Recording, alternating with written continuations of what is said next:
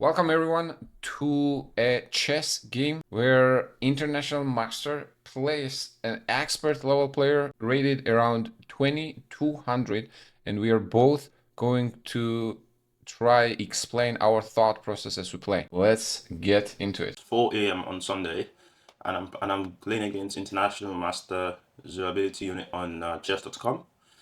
And yeah, that's what you do at 4 a.m. on Sundays. As you can see from my eyes, I was asleep, and I woke up for like a few minutes to see what's happening on Twitch, and I saw he was live, and I've been pretty active on his live, to be fair. And I asked him for a game, and he said, "Okay, yeah, sure." So yeah, I just sent him a challenge. But yeah, let's see how this one goes, huh? He starts with pawn to e4. I would like to respond to that with the Sicilian defense, pawn to c5. Try to trade our side pawn for the central pawn. What do we do? I've learned the Rossolimo on Chessmind. Guys, if you're unaware of Chessmind, you should look it up. The Rossolimo Moscow attack. And that's exactly what I'll do. Let's try to get a sort of like Maroxy band sort of structure or something like that. But I I saw these lines on Chessmind. It's a subscription based service. It's not expensive. It's about annually it's about £20 annual subscription. Now, on this move, I normally either block it with the bishop or with the knight. So I think I'm gonna go bishop to d7. Keep it simple. And if they take back, we take with the queen. And idea is simply knight c6, knight f6, and we'll see where we want to develop our bishop. One way could be going g6 and fianchettoing in the long diagonal. Another way could be going e6 and bringing the bishop out this way. All right, he goes for pawn to d4. I think we'll take that. And when knight takes back, let's bring the knight out, attack the pawn in the center on e4. They defend with the knight.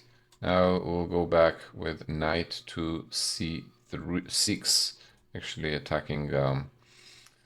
Well, we're not really attacking, actually. This is defended at the moment. So, so far, this has been the standard development.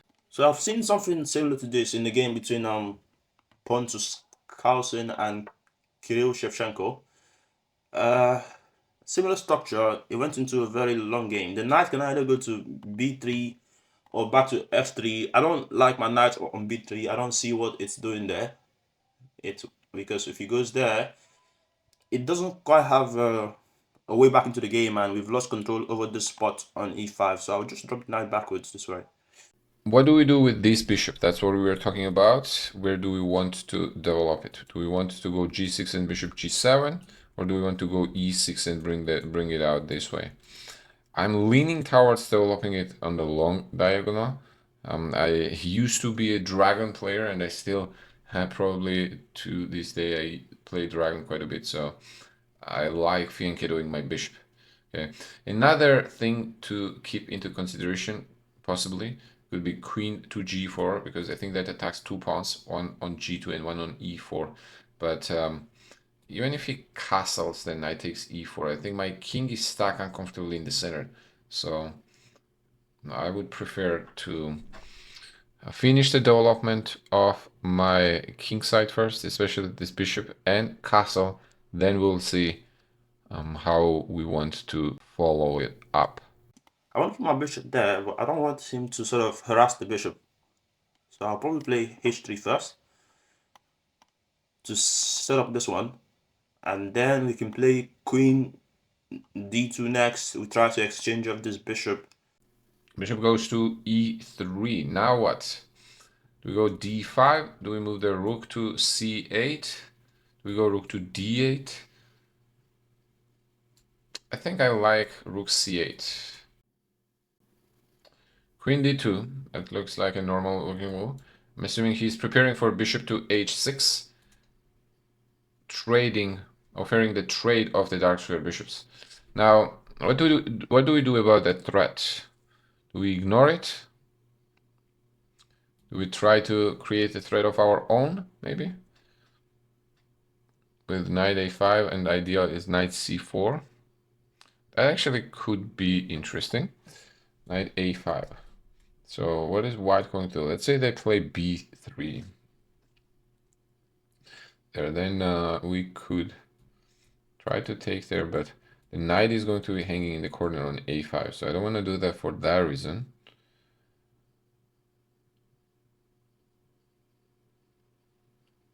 I could simply move the rook. So when the bishop goes here, we can tack the bishop back. But let's try go knight a5. I think if b3, maybe we can play either b6, I mean. Or actually, like also queen. Do we have queen c7 there? He goes for this one. But now, doesn't that give me... Well, if I take there, he attacks my queen. If my queen goes there, then he can trap in my bishop, because the knight is defended. So this one is... I sort of underestimated the strength of this move in many ways. I don't really want to go there, because if I go there, I open up a lot.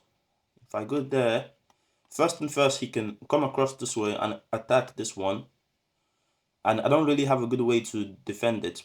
Perhaps I can... Well, the one thing I'm watching out for now is the fact that this one is undefended. So how about I do something like this? I get my bishop there. If he plays there,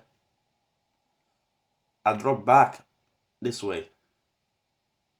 But I don't like the fact that my queen and my rook are... My queen and his rook are on the same line. That might invite for some like tactical ideas.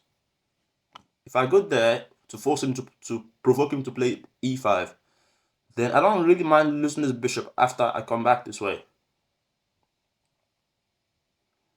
Perhaps I can do it in a slightly different way. I can go there. If he attacks me there, or I can go queen to e1, defending this knight. If he goes there, I attack his knight. Yeah, this is looking a bit suspicious. We're threatening knight c4. I don't see a way to stop it other than playing b3 here. Maybe e5 is an idea, but even then knight c4. And the point is we have this queen defended on d7. Okay, so that queen is not hanging. All right, knight c4. How is white going to stop knight c4? b3 hanging here. So the line I'm calculating right now is b3, queen goes to c7, knight goes to b5. All right, that does not end up happening. Our opponent allows us to play knight to c4. I'll drop my queen to c1. I just have to watch out for some like tactical ideas involving the queen. Few things that I can think of at the moment. One would be going for e5 and neutralizing this dark square bishop. If bishop moves back, then taking on e3 is not that attractive because I think my knight actually on c4 is pretty strong. But e5, bishop moves back, and then queen c6 to attack the e4 pawn does look quite attractive. How does white defend the e4 pawn? If you go knight d2, you're gonna lose, like knight takes there, knight takes e4. That doesn't do it. Otherwise, I don't see it. So I think that's what I'm gonna go for. I think I'm gonna go e5 in here. If bishop takes a7 after e5, we're gonna have b6, and we will trap the bishop in the corner. Do we have other alternatives? Other alternative, I guess, is queen c6, maybe? Bishop takes f6, bishop takes f6, knight goes to d5, attacking the knight f6 and knight e7 there. We could, if we go bishop b2, then knight e7, so that's not gonna work. So I think I'm gonna retract back to e5, kicking the bishop away, trying to make it uncomfortable, and then playing queen c6 to attack the pawn on e4. Now I don't really mind losing the bishop because now the bishop is hemmed in. Okay, this one is interesting. It's putting pressure there, it's putting pressure there, it's putting pressure everywhere. And now I'm defending. That's what I don't I'm defending this position. What's it do now, huh? I could go there if he wait. Why do I even want to? I could go there, rook e1. If he takes, I take the queen takes. Do I have a good discovered? I could take that at the very least, isn't it? Yeah, I like rook e1. All right, rook e1. That does make sense because now if knight e4, knight e4, I guess queen e4, this bishop may want to get discovered. But what if we take knight b2 here? What about knight takes b2? Knight takes b2, knight goes to d5, knight takes d5, pawn takes d5, queen takes c2. So let's do that. I think I would like to do just that. Pull the rug from the feet of the knight on c3. Uh-oh, I said it. Wait, hold on a minute though. This invites a lot of complications. I take, he takes, I take, he takes there, perhaps. I can take on there. I mean, I have to do this anyways, so.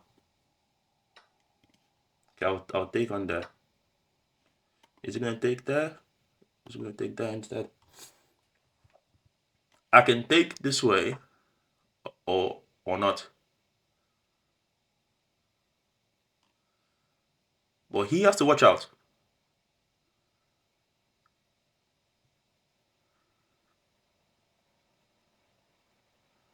Yeah, I should not have played this opener now. If I go there, he takes.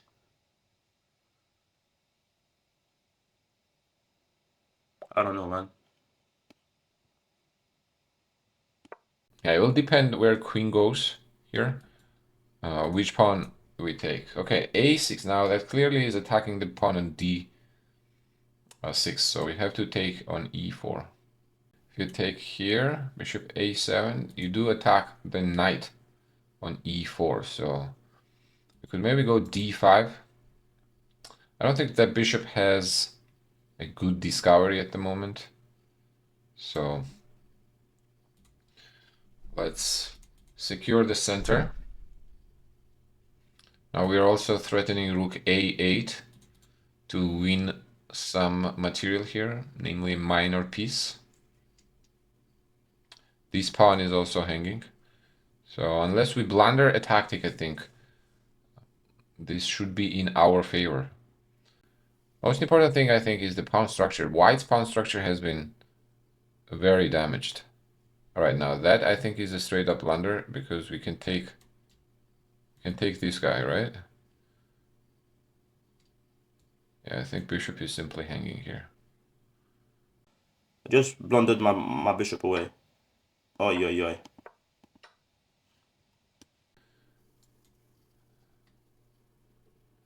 think he may have forgotten that that the queen was defended with our knight.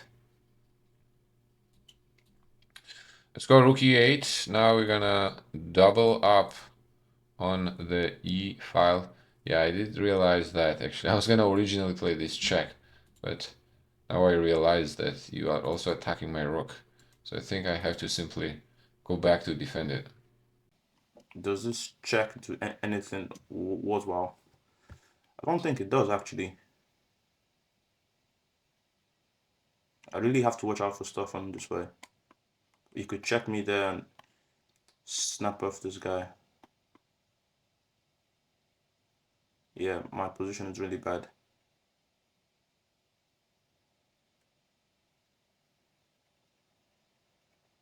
Yeah, I'll resign. I think you should play b3 to stop knight c4. I know that looks a little loose, because of this diagonal, and then knight on c3 is going to be uncomfortable. But I don't think I have a way to exploit it immediately. For example, I was looking at this move queen c7, but then you're gonna have knight b5 to attack the queen. Now, and queen cannot take there because of queen a5, right? If I take knight e4, I believe we're gonna have, that's at least what I was looking at. Knight d2, bishop takes d2, and then bishop takes a5 here. Apparently b6, you have to move the bishop. I take on a1, you take back, I take on c2, and black apparently is still better here. Rook and two pawns versus two minor pieces should be better actually, considering these are two connected pass pawns. So maybe not that. Computer is suggesting instead of this series of traits, you can play queen b4, and it gets a lot trickier. You can get the same position, but well, not quite the same actually. This goes in a lot of detail, as you can see, and somehow crazy sequence actually. It ends up in a draw like that, perpetual, because if you take on e4, you're gonna drop b5, and if not, then you're down 2 pawns, so you have to make a draw there. But all right, for human, that I think is not that easy. So on b3, I would most likely play actually a move like b6. I was thinking of playing this move b6. Yeah, after this, I think this was just hard. I think you're gonna drop the e4 pawn, and rook e1. If you try to defend the e4 pawn, then knight takes b2, and when you take back, queen takes c3, and then your pawn structure is very weak, and you're also gonna lose some pawns. So this was already very difficult. Okay, this time we're playing with white. Let's start with e4, best by test. Ife wants to play Sicilian, so let's go knight f3 against d6. What is my recommendation against d6? I think I am going with delayed Alapin. Delayed Alapin here is an opening that aims to gain control of the center, aims to play Sicilian in the style of Rui Lopez or Spanish opening. Just to tickle this guy a little bit. So what setup do I even want to go for in this position? I don't guys. Fun tip. I don't really know openings. I just do tactics and nothing else. I don't really know openings. My knowledge of openings is terrible. But I know if I go there, you can go there. And if I take takes, I can't really go there because then he attacks this knight, and once the knight goes back, then he can check me and win this knight. So I can't go knight to c6. So I should go bishop d7 instead. Let's go h3. Set up the little trap that if knight takes e4, we're gonna have queen a4 check, attacking the knight and the king, right? So knight e4 is not possible. There we go. They block it, and now we're gonna bring our bishop to d3. At the moment, uncomfortable spot for the bishop, but next move it's gonna go back to c2. Free the d file for the queen, and then we can play d4. Okay, so that's an idea of the delayed Alapin in a nutshell. Okay, that is one of my recommendations against Sicilian. I think it is a very healthy sideline if we want to avoid the mainstream theory. If you do not want to avoid the mainstream theory, then definitely the open Sicilian. That's what the reason why it is the main line. The main line is the main line for a reason. Knight c6, bishop c2. He's preparing this one. Can I really stop it? So knight c6, bishop c2. He's preparing this one. Can I go there? Does that seem too stupid? Does he have a knight a3 to c4 idea to harass this queen? Perhaps I can fianchetto the bishop instead. Maybe. Oh, Or do I want to go for this setup where I play e6, bishop there, bishop, king there? Okay, I think I'll go e6. Just keep everything solid. Now he wants to push this guy. I think next, yeah, we'll simply castle. Then we're gonna bring the bishop back to c2, and we are ready to take full control of the center next with pawn to d4. Okay, now the question is going to be how black is going to try balance our center. Is it going to be d5? e5 is not at the moment possible at the moment because we can simply take the pawn, right? So most likely it's going to be something like knight c6 first and then d5. Now I want to be ready to meet d5 with e5. So I'm gonna bring the knight out, my knight also. If you can develop your piece while giving it a purpose, that's always a no-brainer, always a good thing to do. And that's what we're gonna do exactly here. Knight goes to c3, and we are ready to get the bishop, dark square bishop also in the game. Okay, he plays e5 to balance the center. Now the question is, do we go d5 to kick the knight away from there? Do we keep it as it is and allow black to capture on d4? Do we go something like bishop g5? That could be one idea. We could also go bishop to e3. That could be another idea.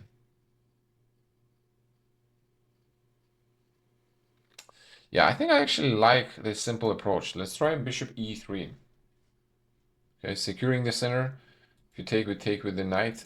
Maybe now this bishop has done its job since it was blocked with the pawn on e5, and this diagonal has been opened up. I think I'm gonna want to bring the bishop on that diagonal. I think it's gonna have more to do. Is there a way I can stop him from pushing this guy? Bishop c6. That seems a bit counterintuitive, no? e5. Now, but I already played e6.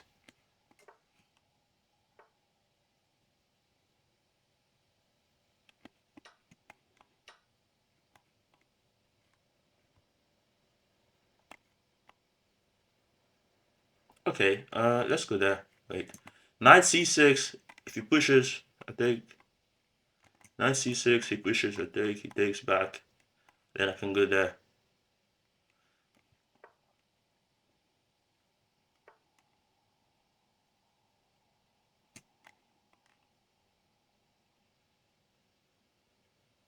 So e5.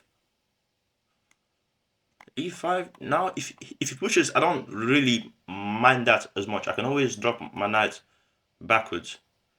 Or even forwards instead.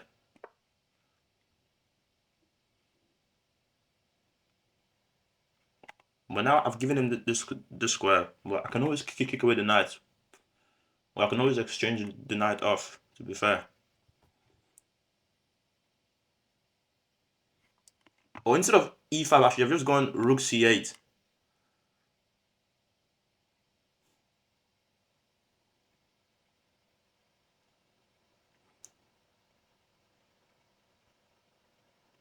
I should have just gone rook c8, perhaps. Oh well. I don't really want to take, because if I take, I give myself this one, which this one is going to be very weak. Perhaps I have this. Wait, I have this. Bishop back. Now I go. Let's go rook c8. Wait, rook c8 takes. I take. Now the knight is defending the square, so. But not after this. I can harass his bishop, maybe. And if he takes that, I can hem in his bishop. If you do it immediately, though, they can go knight a5 maybe. Well, actually, the pawn is hanging on d4, so probably not. All right, should we go there simply then rook c1? So let's go rook c1. I think that makes a lot of sense. And next we'll prepare for the... Okay, he played a6. I was gonna say next we'll prepare for the bishop b3. So right now if we play bishop b3, knight a5, this e5 pawn is hanging. So that's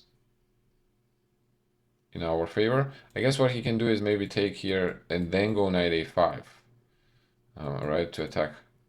And we could probably go bishop d5, knight takes d5, knight takes d5. I think the position is still in our favor.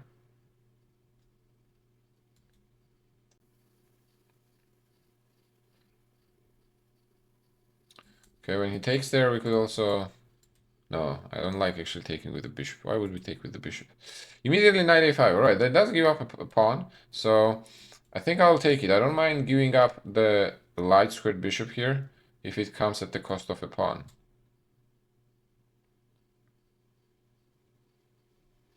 All right, takes with the queen. Now that is also going to threaten bishop b6, making that queen very uncomfortable, and taking the pawn on b7. That is another pawn in our...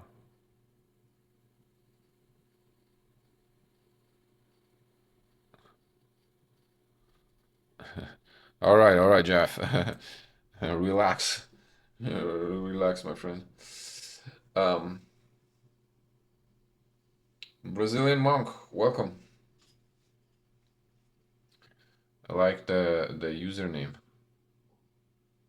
Are you sure that b7 is a pawn? b7 is a pawn. Last time I checked. At the moment. d7 is not a pawn. d7 is a bishop. Ah, rook b8. I see. Rook b8 after. Yeah, I was looking at that too, but we're gonna take then a6 too. Let's say he plays bishop e6, then we take on b7, rook b8, queen takes a6. So we still get two pawns. They will get one of our pawns on the b2, but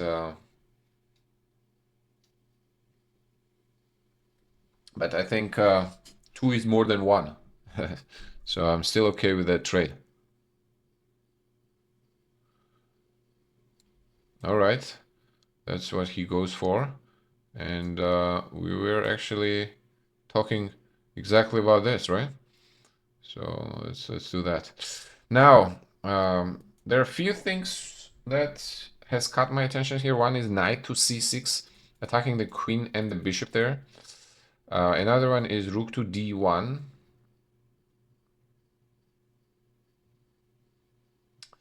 Rook to d1. Both of them look very good. So what do we think?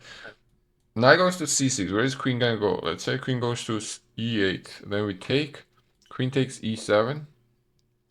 We could technically go knight d5, knight d5, bishop c5.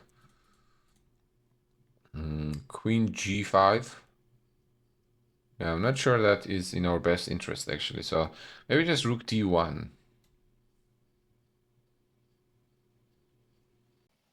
Okay, I'll go there maybe. I mean, going into a queen exchange, but then I don't really have any other good place to go.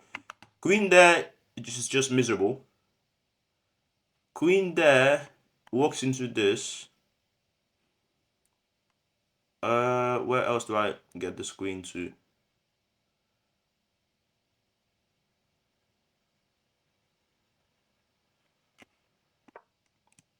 It's the only place I can see. Yeah, I don't really want to go queen there. That just looks wrong. Visually, it doesn't look right. But I mean, there's a game between Botvinnik and Bronstein in a World Championship match where in the end game, Bronstein was up a pawn, but Botvinnik had the two bishops, and that was some sort of compensation. I don't know how far that compensation will get me in this one, but I can try win one of the. I have to do some like calculations now. I can't just be blundering like a fool. Good. I'm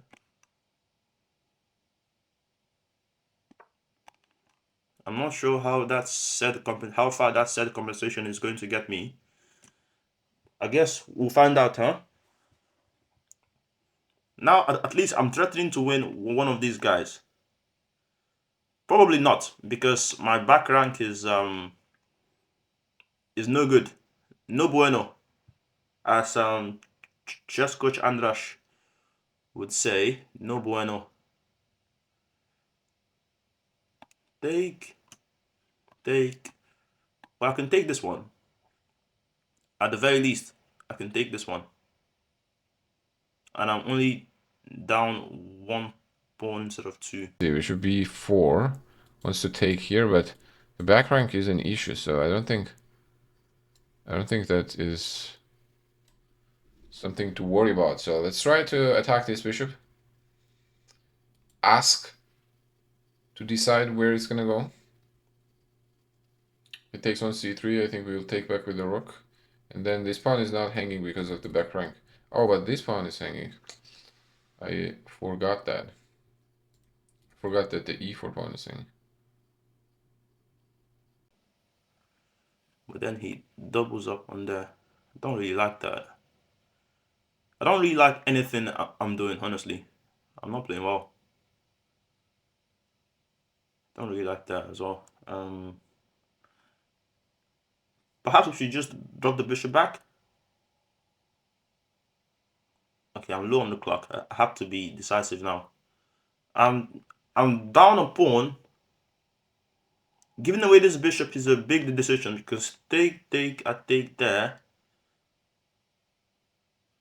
Probably he goes rook there. He's trying to get some material off the board. The Spesky knight is annoying, isn't it?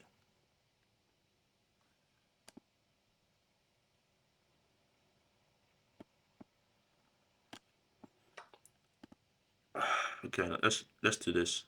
The milk has gone bad, but let's win this guy back. So well,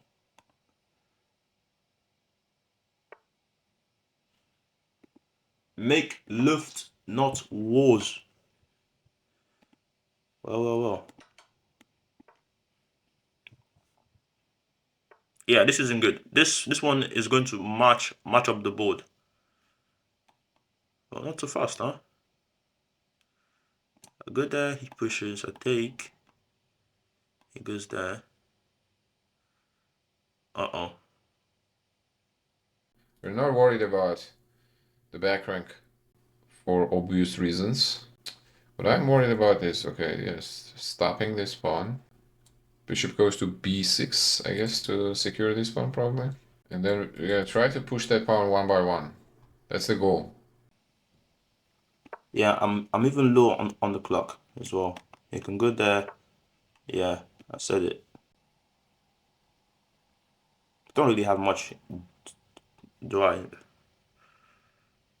Oh yeah.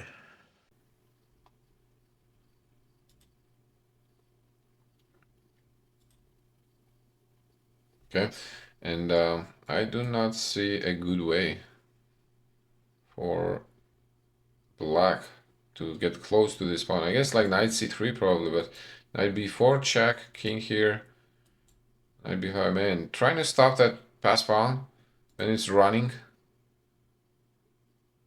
That's borderline impossible, I think.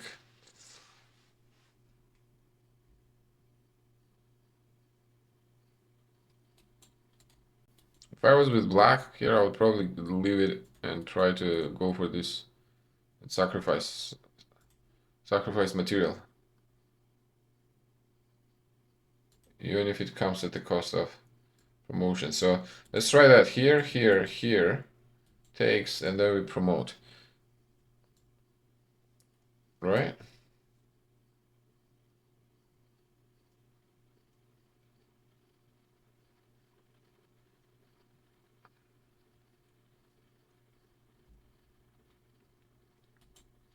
Here, rook b6. Okay, there we go. Because bishop d5 will take rook d5.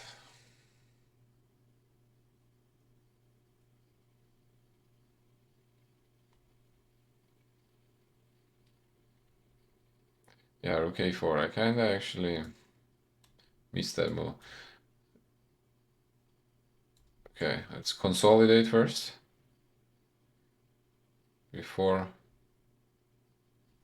going for anything else, and I think he was too low on time. So um, then didn't fight back at the end. But good game, Ife. Good game, man. You're gonna have access to the opening repertoires, okay? With white and with black. One of my opening repertoires with E4 includes delayed alapin, C3. Okay, the idea of C3 here, as I explained, is we want to play it in a calm, composed manner, keep the center, do not engage into mainstream theory, and nevertheless maintain control of the center. So this is the ideal scenario of the delayed alapin. There are other lines where they challenge the center faster, but that was not the case. And I think naturally all white pieces are now well placed, right? And white controls the center here. So white is going to have a very pleasant position. Okay, so black probably wants to play this in different way, whether that is fianchettoing the bishop on the long diagonal or something else. Okay, maybe early d5 there before bishop gets stuck on c2. So after e5 here, computer says white already has a very considerable advantage, and knight a5 just increased that advantage by dropping the pawn. Instead of that, apparently something like h6. What I was thinking you were gonna do actually, if I is taking on d4 and then maybe knight e5 or knight a5, one of this. That's what I thought you were gonna do. But I was planning on going bishop d5, and if you take, it takes back knight d5. So I guess this is the one of the possible positions. At a5, okay, after the trades, apparently queen b7 takes. Oh wow, so I did give a bunch of stuff here. Apparently I could have played better. How could I have played better? Apparently knight c6 is a better move to keep your queen stuck to this bishop, and then rook fd1. That makes a lot of sense because this bishop actually can't go anywhere else. Yeah, definitely. You should have resolved the tension in the center before going knight a5 here. Knight a5 simply, I think, is a blunder. I don't think you realized that the e pawn was hanging. So apparently knight c6 was a much better move. I did not play that and allowed you to play queen a8. That got you back in the game. Still, there would be a few other more efficient moves to convert here, but I did not find the most precise ones. And apparently, towards the end, you have a very realistic chances of holding this. Oh, knight d2. That's actually a very good move because now you're threatening to play rook a1, and that's going to be perpetual. Let's say if I go here, rook a1, and you have a perpetual check. Okay, so it's going to be a draw. For that reason, I have to play on knight d2 and move like f3. Make sure that you don't have a perpetual. But then you can go knight b3, and now pushing this pawn is going to be not an easy task. So I apparently did not convert this. So you could have gotten back in the game with knight d2.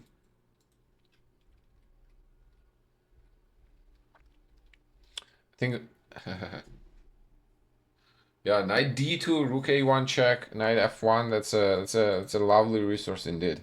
This knight d2, rook a1, knight f1 check, and trying to squeeze the perpetual out of this trickery.